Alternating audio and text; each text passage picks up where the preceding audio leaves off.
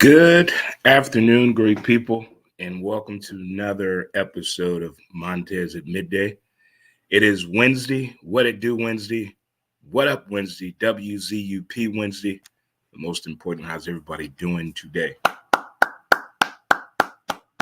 We raising the roof around here. I tell you, we're gonna get that trend going. I had a few people getting into it yesterday that were telling me, "Hey, Dre, we're with you on the raising the roof situation. Got it all taken care of there for you." There we go. Now we're perfectly set up.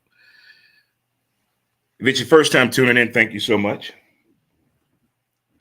If you're following on Facebook, thank you. If you're tuning in through X, hello. If you're watching on YouTube, thank you so much for liking, commenting, and sharing. But most importantly, I hope you all are having a great day. Hope your day yesterday was great. I hope you've had a great week so far. We know this time of the year can be very challenging to some, but we can get through this together for sure. What's going on, Mickey? What's going on, my man? My brother from the state of Washington. What's going on with your boss? I got high fives in the building. Chest bump. Let's hug this thing out. Let's hug again. Come on. I get 2 hugs in a day. My buddy Wally, friend of the show and friend of mine, has to do something that we all hate doing.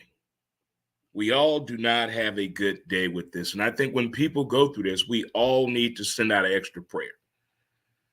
Dealing with a cell phone issue and you have to go to the store. That's never a good day for anybody. I think that's when cell phone stores went from having security guards to hiring actual police officers because it can be an issue. Okay. I don't understand how I give you cash or I pay for my stuff right away, but I gotta wait 5 to 10 days on my all-time favorite, my favorite here, with credit to your account. No, you're not. No, I didn't credit it to you to buy it. Okay. The way refunds are done today, the way the appreciation of buying something in person, it seems like we're being punished. People used to be happy to go to the store, to go buy something, to go try something on. More people buy clothing online than life itself. A t-shirt, okay. All right, but pants? An outfit? I like to try it on. I like to feel it. The only thing I can buy off online for is probably underwear. Who wears underwear anymore? I mean, it's a waste of damn garment time. It's a waste of it. Stop it. But Wally, we hope the cell phone trip goes well for you. If you're celebrating a birthday today, happy birthday to you. Today is my son, Dre Jr., 30th birthday. Happy birthday, Dre Jr. Woo. Woo. That's Monica and Dre's boy. Yeah. He was made in Hawaii, but conceived in Charlotte. If that's right, I think. Yeah. He was made in Hawaii, mean I hit that in Hawaii, and he was born in Charlotte, North Carolina. There it is right there. So happy birthday to Dre Jr. and happy birthday to you if you're celebrating a birthday today. Also, today is the Man Cave president, Jim. He's 63, y'all. This man has been alive for every Super Bowl. Damn near impossible. Damn near impossible. Not a relative, a cool partner. The president of the Man Cave, Jim, happy birthday to you. And if you're celebrating an anniversary, happy anniversary to you. If you're off today, enjoy it. Enjoy this weather. Have that walk in the park. Listen to the birds chirp. Listen to some hip-hop music, but get it in there. If you're working from home and you get to chill out and still do what you love, here's to you for sure. Who else we got joining the show? Hey. What's up, Justin? What's going on, boss? Thanks for tuning into the show and stepping on in again. Thank you all so far for telling Dre Jr. happy birthday. Wow. It makes you think as your kids get older. It's the reflections of life, whether in lesson remembering certain things, the good, the bad, the proud, the disappointment, everything. You just reflect. And I'm guessing, do you reflect more around the holidays or around birthdays? Or maybe around sports? If you played ball, do you reflect a lot when you used to play ball more than before? As you get older, you find yourself thinking about the days you used to play ball?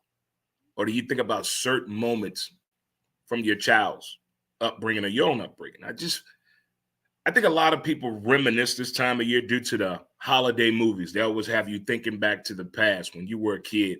What does Christmas mean to you? What do you want this to do for your children? Now that you have your own family, what does that mean? Well, I tell you what, it's Wednesday. We're going to get on into it. Again, shout out and thank you to Summer Properties.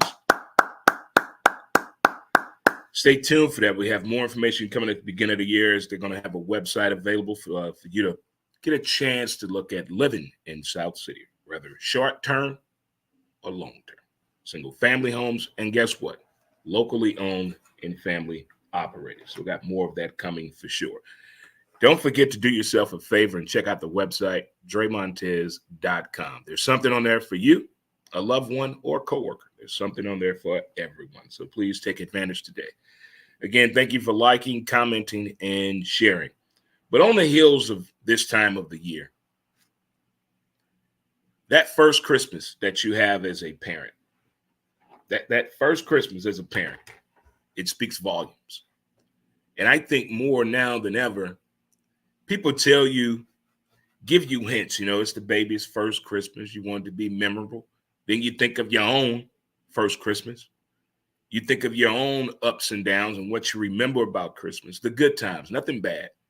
And you try to recreate that moment. Some do, some don't. Or maybe you and your wife or partner have this in mind.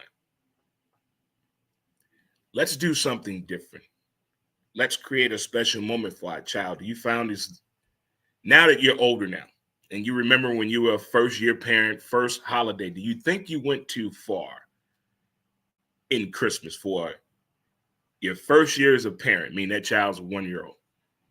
Or if you didn't find out later on that you had a kid, let's say you found out you had a kid and the kid is now 6 or 7 or 8. But anyway, your first Christmas as a parent, do you think you went too far? And for my new parents out there, have you spent more than $100 on gifts already for your first child's Christmas, your first Christmas as a parent? And now reflect and think back. Your first year as a parent, first Christmas. How'd you do? On the grading scale, how'd you do? A, B, C, D, or F. I mean, how did you think you did on your first Christmas as a parent? I think some can overdo it because the expectations. You're more surprised on the first Christmas than the kid is because they don't know what's going on. Just the lights and the noise and the bright colors. But it still can be fun because now with technology, you can, ain't no more Kodak, ain't no more waving the film. Hold on. Did you get enough film? None of that. You just use your phone. You can do an instant. You can post it, stream it straight to the TV, share it with the whole family, that instant. So I think first year parents this Christmas with technology, I bet it can be a lot of fun. But we always overdoing stuff. What's up, Arturo? What's going on, boss? I like what you're doing, man, in the podcast and in the music world and the streaming, man. I like what you're doing. I'm always sharing every time you have something going on. If I wasn't legally blind or had the ability to drive anywhere I wanted to again, don't say Uber or Lyft. That shit too expensive. I would come to a lot more of your events because you have some cool setups for sure. But keep up the great work, man. Keep it on up. Come on in here. It's Dre Jr.'s 30th birthday. Get on in here. Get on in here. Happy birthday to Dre. Happy birthday to him. Happy birthday to him for sure. Yeah, for sure. What's up, Mickey? But on that first year as a parent, that Christmas, do you think you went too far? And now that kid you had probably going through their first Christmas. Have you had the talk with them? Now, look, baby, you don't want to, because you didn't, and now you don't want to put yourself in the hole.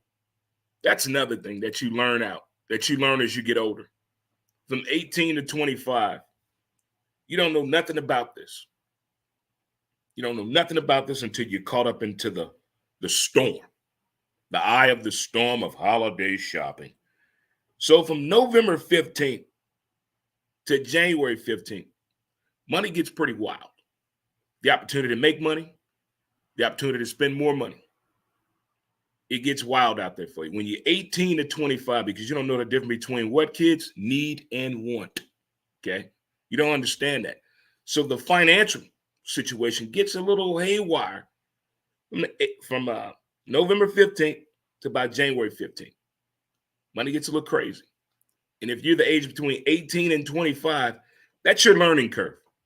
That right there, that right there lets you know the responsibility of understanding financial responsibility. Now, we all have been through it. There is no perfect equation to this, but put something aside right here. You talking about save for a rainy day? The motherfuckers is coming. But just keep that in mind, especially that age group, 18 to 25. But it's something you've heard before, but you don't pay it no mind. Because you're in that age where mistakes are allowed. You know, it's fine. It'll be okay. We got you, baby. But just hear me out on that little snippet right there. Did you go too far this holiday season? Hey, what's up, Storm? Got my oldest boy on here. What's up, Ryan? What's going on? So the Blues fired their head coach. Thoughts on that, good people? Thoughts on that? Thoughts on that? It is November. My oldest is telling November, December is a money kill. I'm telling you, it's something nobody tells you about until you actually go through it. You know, it's like hands-on training, so to speak. Hands-on training. Another one of my favorite things to reflect on. Anytime you hear these three words, the response is different. Can we talk? Anytime those words are uttered, can we talk? People automatically think what? They done something wrong. Something negative is coming. Nothing good is going to come of this. What did I do? What's the problem? Why? What you want? Anytime we hear that phrase, can we talk? How do we get there? Sometimes can we talk can be a good thing. Maybe I want to break it down to its purest form for you.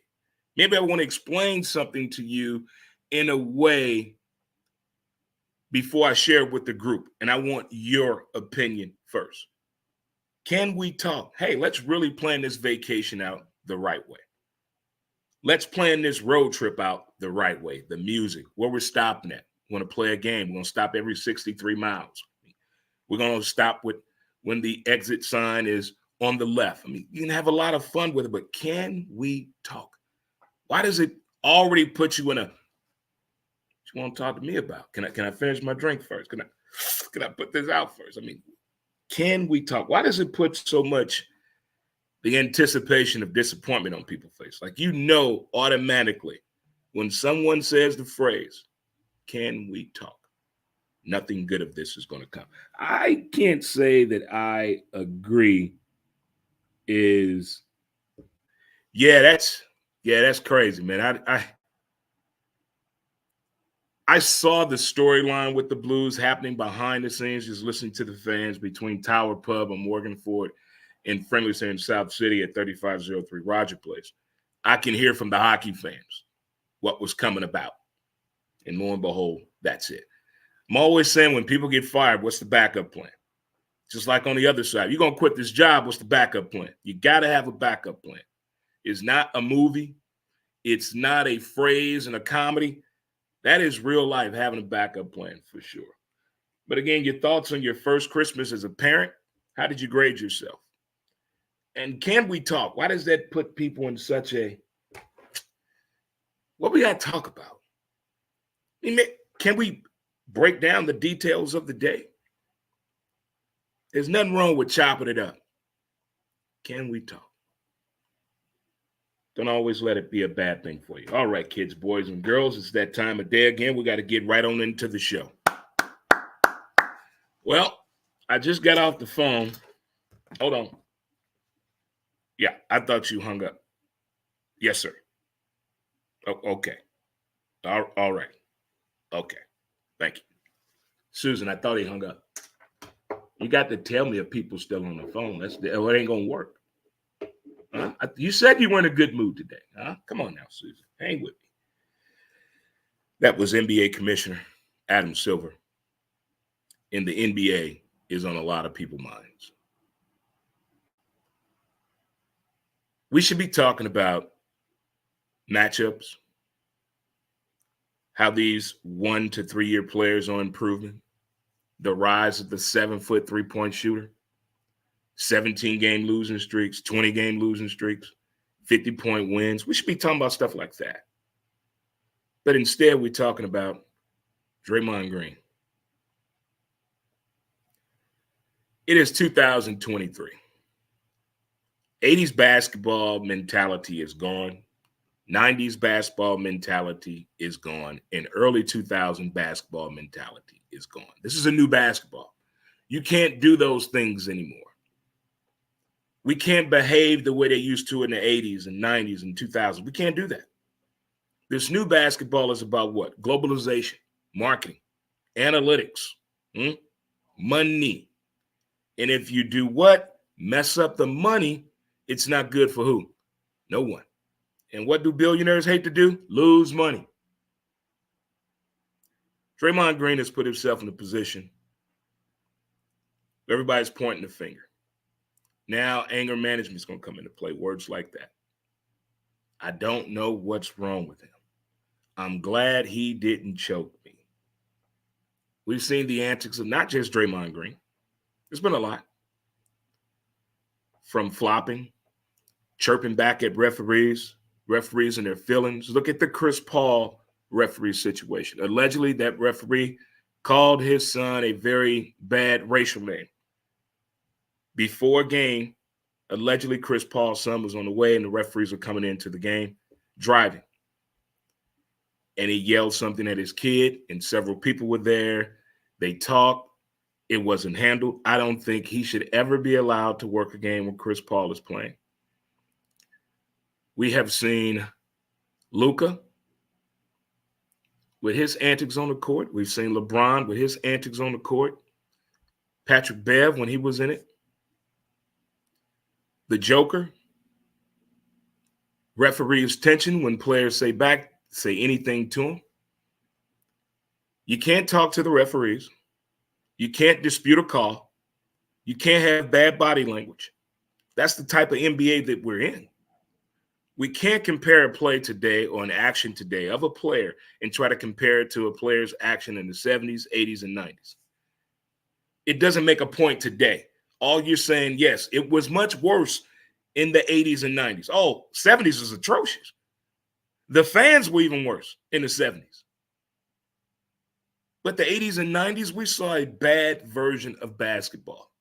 Bad basketball, just bad. It was more bully ball than basketball. If you were a bruiser, could grab the ball and pass it to the people that need to score, oh, he's an all-time great. That's what they need in basketball. No, we don't. I don't want to see basketball like that again. I want to see basketball. I want to see a skill set. I want to see a competitive edge on both sides. What's on paper to make sense to me on television? But we can't due to all the distractions. Social media is the number one problem for the NBA. I'm going to say this one more time. NBA players out of all the sports are the most jealous athletes of each other than anyone I've ever seen.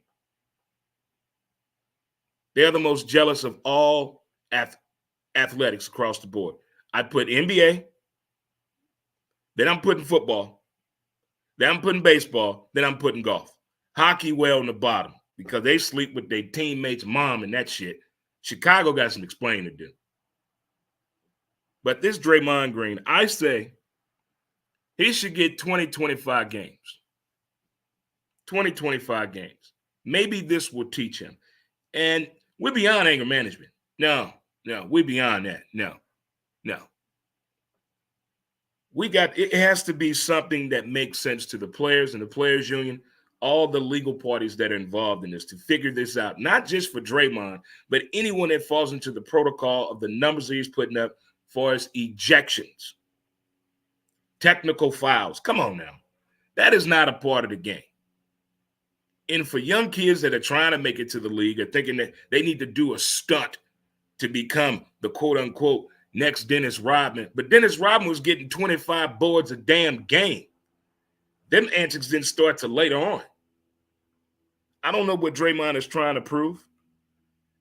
He's not the best player in the NBA. He's the best player for his team, for the players that are on the court.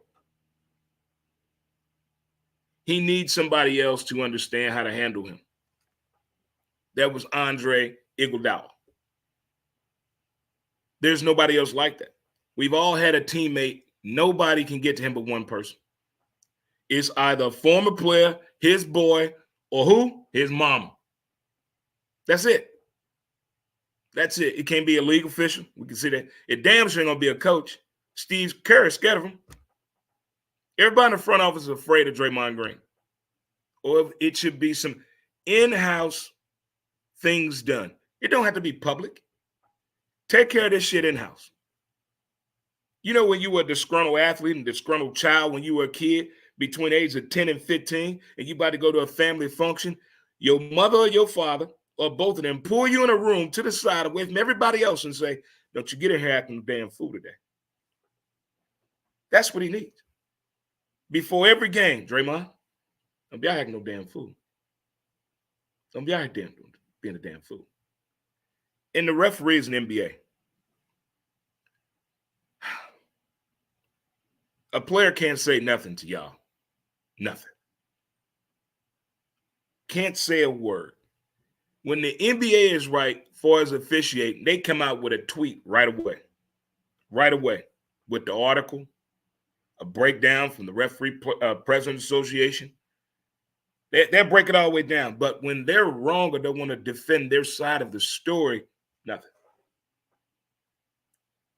I want that same energy you had when you kicked me out in the first quarter. Nobody is here to see you referee. I want robots on the Metrolink. I want robots in Snook's grocery store on Grand. Now I want robots referees in the NBA. Damn this. Damn this. This is just, it's ridiculous. It's ridiculous on what we have to put up with and go through to enjoy an NBA game, whether you're there or at home. We want to see the lineup you put on TV, the projected lineup. We want to see that, but we can't. Lakers winning the in-game season tournament.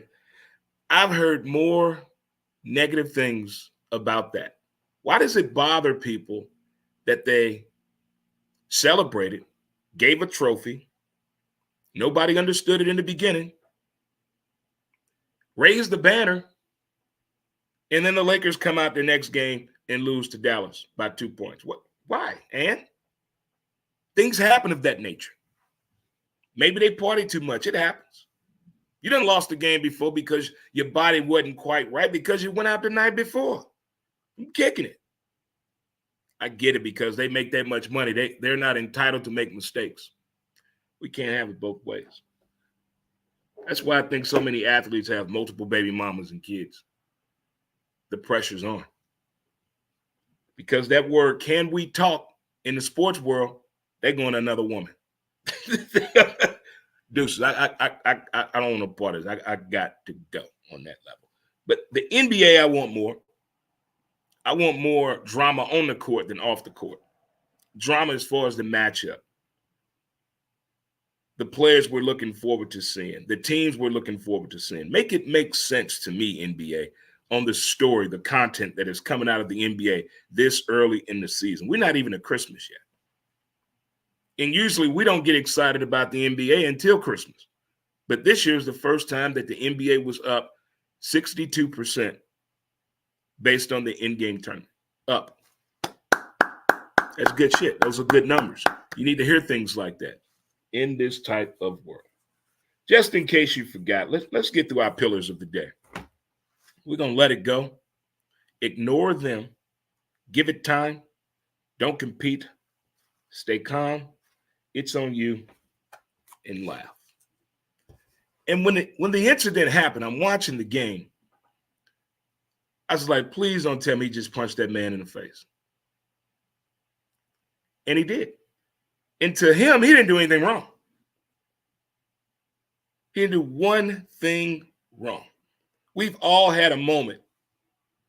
In the heat of the moment, we're 100% right. But let's say 10 minutes after it's over, half hour, the next day, something up here clicks and we see it from a different perspective. And we're saying, okay, whoa, maybe I was wrong. Maybe I owe that person an apology. But in the heat of the moment, we're all coming in this, we're right, we're right, we're right. How can this be? It has to be a learning lesson here with the NBA. What all happened yesterday. Well, so far this season with the referees, the players, and these calls, they got to figure this out. I'm not saying everybody should go out there playing on feathers, but damn, this is not basketball. You're not giving them a chance to play. You're not giving them a chance to compete. What you mean we can't talk back? Did you see what happened on the play? Must we make every call reviewable in the NBA to get a better perspective of what the players are talking about? That was not a foul. That was not a charge. He poked me in the eye. You think my eye just swelled up by itself? There was contact on the way to the basket. How you don't see that? Do we need 2 more officials per game? Keep 2 of them stationary at each end of the court. Maybe that stands. I mean, the NBA making all this fucking money, they might as well distribute it wisely to get the game right. That's all we want. Speaking of all we want, we all want to win. There's different formulas to this we've seen on winning. Do this, hire that player, get that training program installed, move the office here. Let's restructure it this way. Let's build through free agency. Let's go on open market. Let's build through the draft. All we need is a key component. The one player thought. One player cannot do it all by himself. You always hear that. One player does not make a difference in us winning or this company going where it needs to go. But if you talk to the employees and you talk to the players that play with that one individual that everybody thinks cannot be a difference maker, you hear a different side of the story. That one key player could be the missing link. Could be like your hand, that connector. Could get all this here going. That one person could get all that going. One person could have that type of a connection with people and the process. The reason I'm on this one player, I've heard it a lot since the $700 million deal. Shohei Ohtani. One player can't do it all by himself. He's just a pitcher. He's not going to pitch next year. He's a DH. He lost for 6 years in LA, wasted time. Have you ever lost something for 6 years in a row? Have you ever lost that something for 6 years in a row? Because when you get that, year 4, you're already somewhere else. Year 4. Year 4, you're somewhere else. Year 5, you already know where you want to go. You already know. You know what needs to be done. And what I'm always saying, you know what you're bringing to the table. Just like in a relationship. You know what you're bringing to the table. I shouldn't have to do no more, no less. I'm bringing this to the table. So as a player, as an athlete, as a business, you know what you have. You know what you need to get there. That's what I'm seeing with this ordeal. Now, the only thing about the one-player situation I do not like in sports, the one-sided mentality in the sports world, that is, injuries. It's part of the game. It is a part of the game. No matter what sport, what position, injuries are a part of the game. And we get so caught up, and it takes more than one player to win, which it does. But let's say you have 25 of those one players, 53 of those one players, or 12. a 22. What if you have that many? People always say this when they're competing. If only there'd been 12 to 15 Michael Jordans. Can you imagine? We think that way in a competitive world. We want to see everybody play like that person, have that type of attack, that monster, that dog in them. And when we see it and there's a winning side to it, everybody's all in. See, that's what you need to do to win. But winning comes in all levels, all phases. It's just a part of the program out there, so to speak. But that one player mentality, that can be taken in a more positive way than a negative way to me. Because that one player, there's something more than just that one individual when you hear that phrase or term. It takes more than one player to win this game. One player does not make a difference. I beg to differ. So Deion going to the 49ers didn't make a difference. Okay.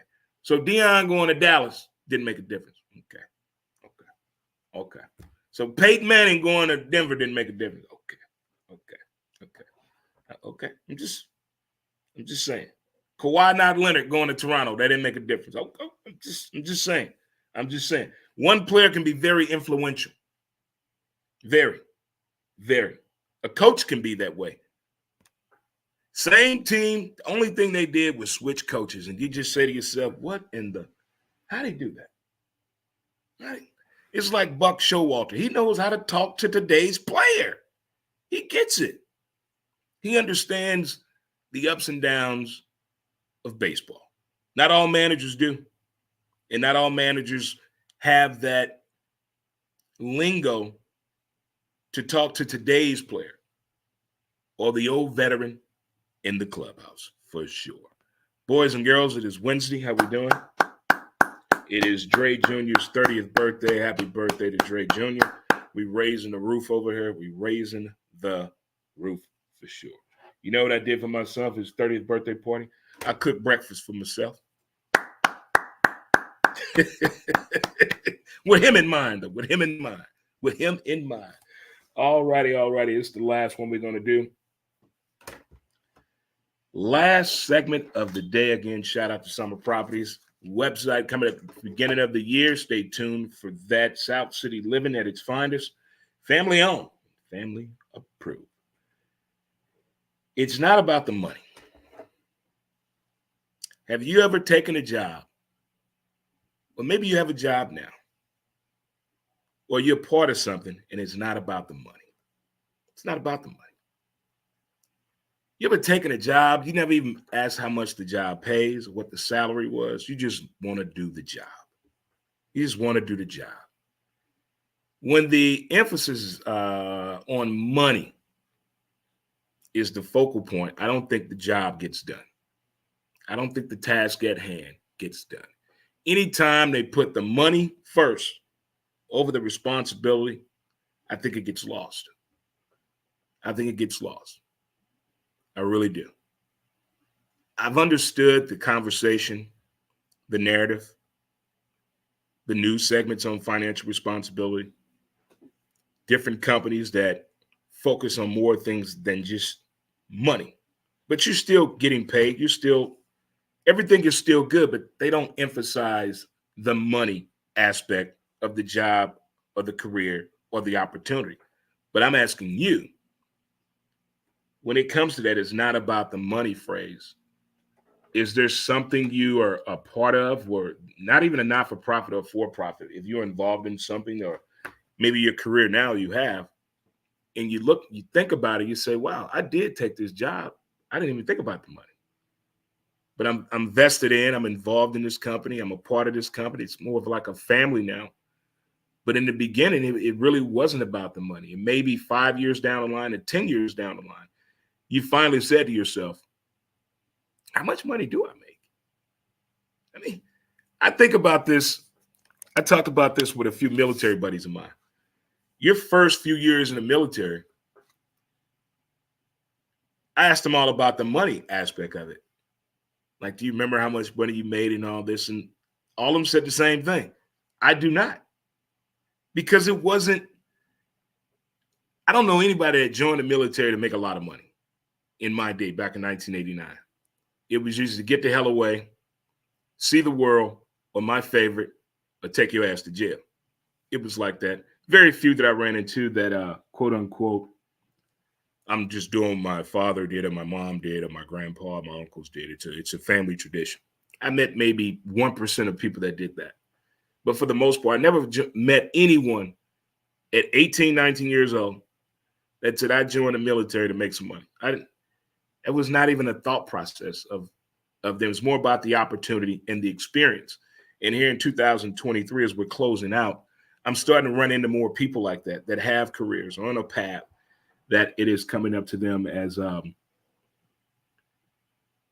money is not as important about the work this company is doing or what I'm trying to start or what I've been involved in. I'm starting to hear a little bit more about that. And I think that's pretty cool and pretty damn interesting.